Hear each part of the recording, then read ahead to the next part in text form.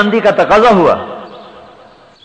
پھر ایک اور سنو، ایک حدیث ہے جو ڈائجسٹ میں چھپی ہوئی ہے، اخباروں میں ہے، اللہ کا فضل ہے مجھے کسی حدیث کی کتاب میں نہیں ملی۔ وہ حدیث کیا ہے؟ ایک عورت آئی، یا رسول اللہ میرا بچہ گڑ کھاتا ہے، اس کو کہو گڑ نہ کھایا کرے۔ آپ نے کہا تو کل آنا، وہ کل آ گئی۔ انہوں نے کہا بیٹا گڑ نہ کھایا کر۔ وہ کہنے کہ آپ یہ کل ہی کہہ دیتے۔ تو بقول ان کے جنہوں نے یہ کہا حدیث میں، آپ نے فرمایا کل میں نے خود گڑ کھایا ہوا تھا۔ ٹھیک ہے، پتہ نا آپ کو کتنی مشہور بات ہے یہ ہمارے ہاں۔ اب میری ایک بات کا جواب دو، مدینے میں گڑ آیا کہاں سے تھا؟ گڑ تو پنجاب کی سوغات ہے، پوری دنیا میں پھرا ہوں، پوری دنیا پھرا ہوں، گڑ صرف بر صغیر میں بنتا ہے، ساری دنیا میں کوئی گڑ کو جانتی نہیں۔ اب یہاں سے جو لوگ گئے ہیں انہوں نے گڑ کو متعارف کرایا ہے۔ مدینے میں گڑ کہاں سے پہنچ گیا؟ وہاں تو روٹی نہیں ملتی، گڑ کہاں سے آ گیا؟ گڑ تو عیاشی کی چیز ہے، وہاں تو روٹی نہیں ملتی۔ اچھا، اور اگر اس نے گڑ کھا لیا تھا تو اس میں غلط کیا تھا؟ 10 من گڑ کھا جاتے کچھ نہ ہوتا۔ وہ تو تلوار چلانے والے لوگ تھے، قلم چلانے والے تھے، وہ تو سارا دن پیدل چلنا، گھوڑوں کی پشت۔ وہ کوئی بیٹھتے تھے ہماری طرح ٹوٹا کاروں میں، ایئر کنڈیشن کمروں میں، وہ ایک گڑ کی کیا 10 من گڑ کی بھی کھا جاتا نہ، کوئی پرواہ نہیں تھی، پیدل چل کے مدینے کے باہر سے اندر آ جا، ہر چیز ہضم ہو جاتی۔ تو عقلاً بھی یہ بات جھوٹ ہے، عقل بھی اس کو نہیں مانتی۔ ہاں اگر وہ یوں کہتی نا کہ یا رسول اللہ میرا بیٹا کھجوریں کھاتا تو کھجوریں نہ کھائے کرے، تو پھر شاید کو جھوٹ کے پاؤں لگ جاتے، کہیں نہ کہیں تو آدمی پکڑا ہی جاتا۔ پاگل کو یہ نہ سوچی کہ میں کم از کم گڑ کی بجائے کھجور لکھ دوں۔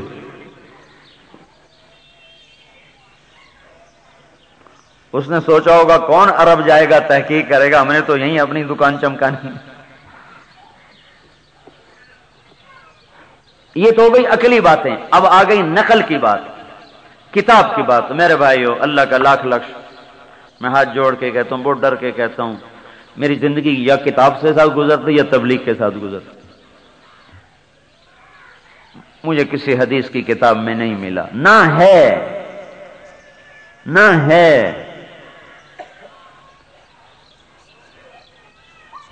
تو 4 باتیں: ایمان لاؤ، عمل کرو، دعوت دو، صبر کرو، 100/100 نمبر لے کر جنت الفردوس میں چلے جاؤ۔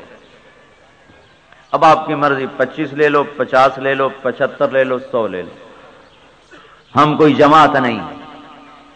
اللہ اس کے رسول کی غلامی میں آنا، اوروں کو لے کے اوروں کو تیار کرنا، اور اس کو لے کر ساری دنیا کے انسانوں تک جانا، اس کے لیے گھر چھوڑنا ہمارے ذمے ہے۔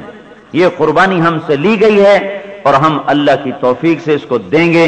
ہم اپنے بچوں کو، اپنی بیویوں کو سمجھائیں گے کہ میں صرف تیرا نہیں ہوں، نہ تیرے بچوں کا ہوں، نہ اپنے بچوں کا ہوں، میں حضور کا امتی پہلے ہوں، تیرا خامد بعد میں ہوں، حضور کا امتی پہلے ہوں، اماں تیرا بیٹا بعد میں ہوں، میں حضور کا امتی پہلے ہوں، ابا تیرا بیٹا بعد میں ہوں، تیرا بھائی بعد میں ہوں۔ جب اللہ اور اس کے رسول کی پکار ہوگی پھر میں کچھ نہیں سنوں گا۔ یہ جذبہ تھا جس نے 80 سال کے اندر پوری دنیا میں اسلام پھیلا دی۔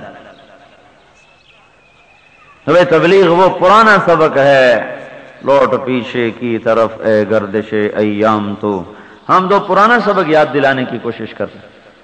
مطلب آپ کو تبلیغ میں نکال کے ہمیں کیا ملے گا؟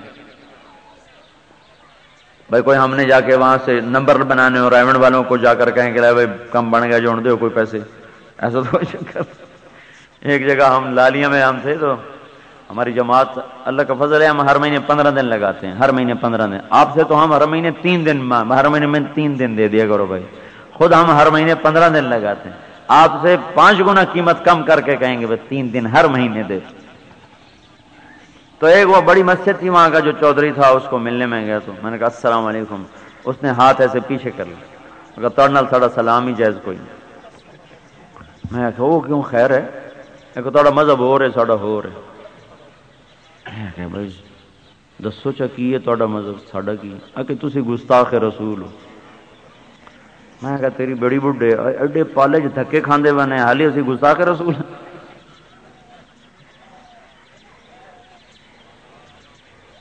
میں نے اس کو آگے بڑھ کے نا زبردستی اس کو نا پکڑ کے سینے سے لگا لی اور ہاتھ پکڑا. کہنے لگا سانو سارا پتہ ہے تسی ہر مسیح تے جاندے ہو, اتنے لوکاں دے نام لکھ دیو, کاپیاں تے چڑھائیں ہو, رجسٹر بنائیں ہو, پھر ریمنڈ جا کے دین دیو. ایک دے آونا ہے تسی اسلام آباد تے بھی قبضہ کرنا ہے, تسی آکھنا ہے آئے ساڑی ووٹ بنے پہن چھڑ دیو حکومت. سانو سارا پتہ سارا جاننا ہے. وہ یہ ہماری اپنی زبان ہے, ہمارے ملتان کی بیلٹ کی ایک طرف ساری ایک ہی زبان چلتی. میں کہا تو آ کے تسلی کر لا, نہ ساڑھے کول کوئی رجسٹر ہے نہ کوئی اندراج ہے, تو بغیر نہ لکھے آ تو صحیح. تو گشت میں نکلے تو ایک بابا بیٹھا تھا دکاندار, میں گشت میں متکلم تھا. میں کہا چاچا گل تو سنی ہے کہ پترا میں نہ سنا.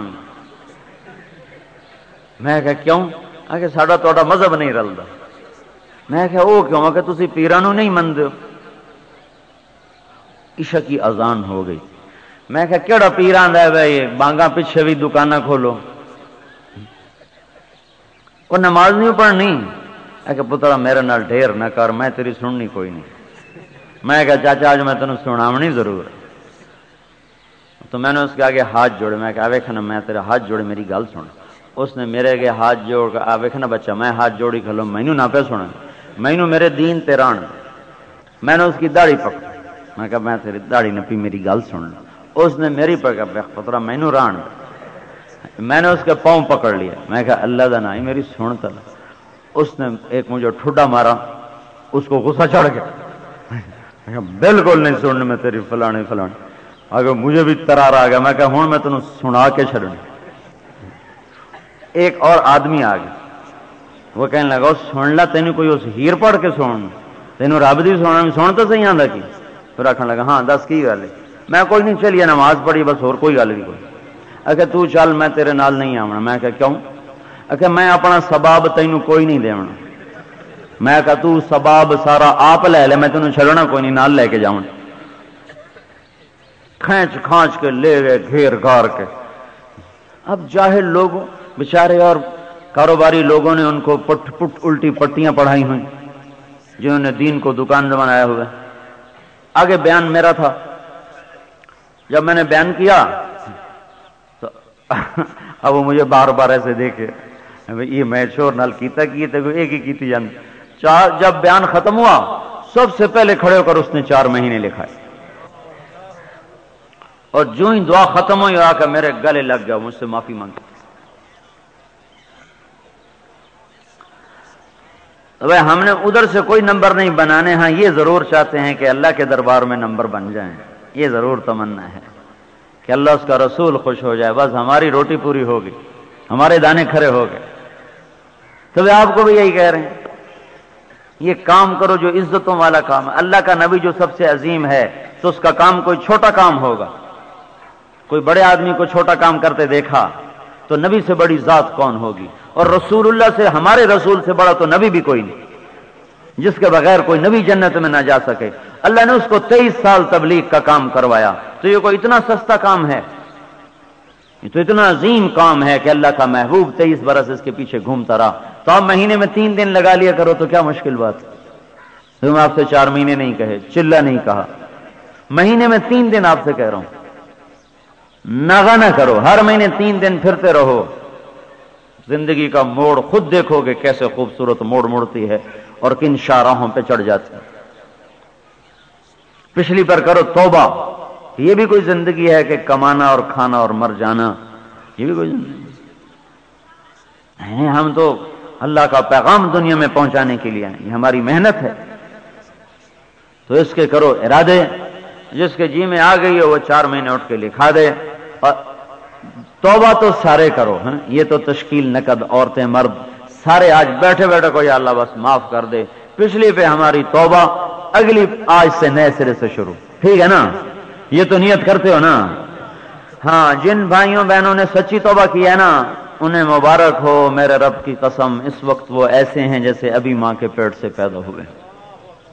اگر سچی ہے, خالی مجھے انشاءاللہ کہہ کر اگر نہ ٹرکایا ہو, اور دل سے اگر کی ہے تو اس رب کی قسم جو میری سن رہا ہے جس مرد عورت نے سچی توبہ کی ہے وہ اس وقت ایسے بیٹھا ہے جیسے ماں کے پیٹ سے جنم لیا ہو، اللہ کی محبت بھری نظریں اس پہ پڑ گئیں،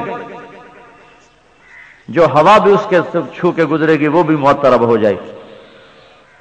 حقوق کا ضائع کرنا معاف ہو گیا، حق باقی رہ گیا، حق باقی رہ گیا۔ اس لیے میں کہہ رہا ہوں وہ پاک ہو گئے، چاہے حقوق العباد ہیں چاہے حقوق اللہ ہیں، حقوق کی ادائیگی باقی، حقوق العباد ضائع کیے وہ گناہ معاف، حقوق اللہ ضائع کیے وہ گناہ معاف، حق باقی، نمازیں ضائع کی وہ گناہ معاف ہو گیا، حق باقی قضا، کسی کے پیسے دبا لیے وہ گناہ معاف ہو گیا، پیسے واپس کرنا باقی۔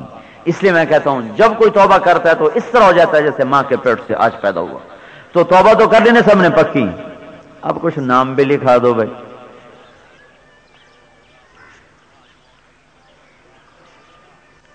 اچھا تشکیل کو نہیں کرنا، ایک دو منٹ دکھائی دو، دعا کر دیتے ہیں پھر۔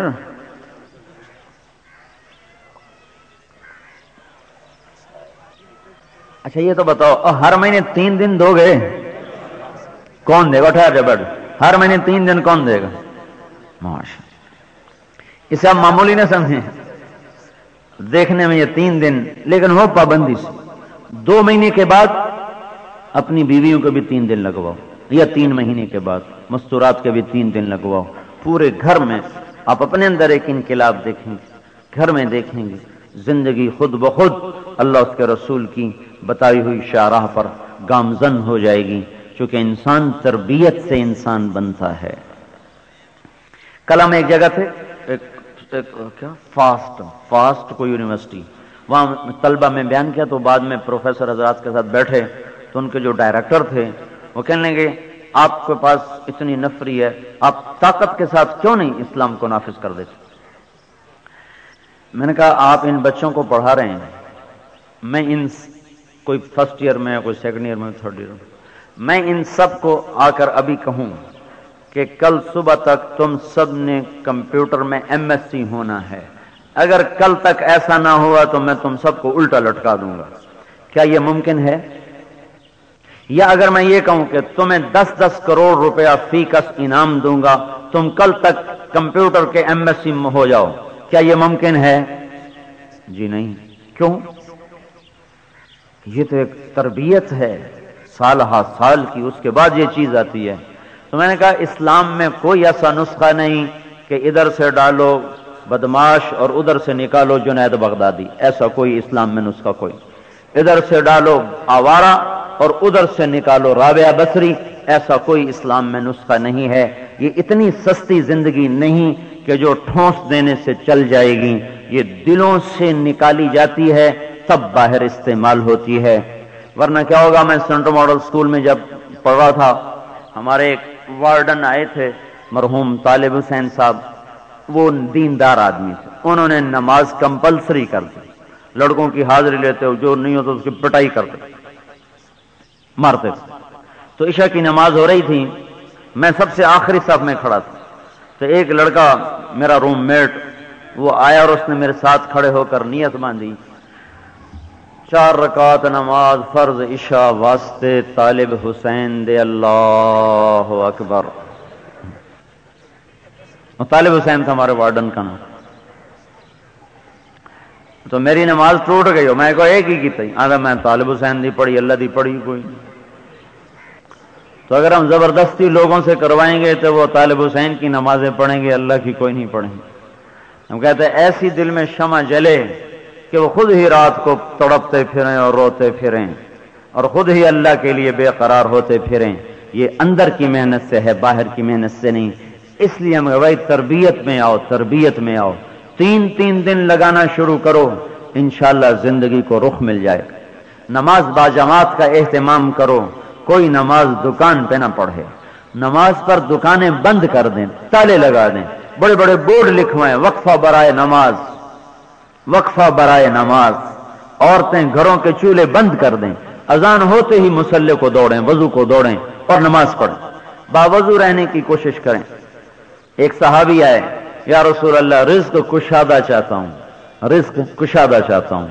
آپ نے فرمایا باوضو رہا کر تیرا رزق کشادہ ہو جائے گا، باوضو رہا کر رزق کشادہ ہو جائے گا۔ نماز کا اہتمام کریں اور ذکر و تلاوت کے لیے وقت نکالیں۔ آپ کی مسجدوں میں جماعتیں آ جائیں، ان کے ساتھ بیٹھیں، ان کے ساتھ مقامی کام کروائیں، تو انشاءاللہ جن کو اللہ نے رزق دیا ہے وہ زکوٰۃ ادا کریں۔ عورتوں کے پاس زیور ہے زکوٰۃ نہیں دیتے، تاجروں کے پاس پیسہ ہے زکوٰۃ نہیں دیتے، کوئی 100 میں ایک بھی نہیں ہے جو زکوٰۃ دینے والا ہے۔ 100 میں 5 نمازی تو مل جاتے ہیں، لیکن 100 میں زکوٰۃ دینے والا ایک بھی نظر نہیں آتا۔ تو زکوٰۃ ادا کرو۔ زکوٰۃ دینے سے آپ بخل سے نکل جائیں گے، سخاوت میں داخل نہیں ہوں گے۔ سخی بننا ہے تو پھر زکوٰۃ سے اوپر اللہ کے نام پہ خرچ کرو، تو پھر آپ سخی ہو جاؤ گے۔ 100 میں 2.5 روپے دینے سے نہ سخی رہو گے نہ بخیل رہو گے۔ 2.5 کے 3 کر دو گے تو پھر انشاءاللہ بخل سے بھی نکل آؤ گے اور سخاوت میں بھی داخل ہو جاؤ گے۔ اور جو اللہ کے نام پہ خرچ کرنا ہے اس کا کبھی بدلہ نہ چاہو، اس کا کبھی عوض نہ چاہو۔ جیسے ہمارے یہاں ہوتا ہے میں نے تو اتنے دیے تھے انہوں نے ہمیں کچھ بھی نہیں دیا، ہم نے تو ان کی شادی پہ اتنے دیے تھے انہوں نے ہمیں کچھ بھی نہیں دیا۔ یہ سب فضولیات ہیں۔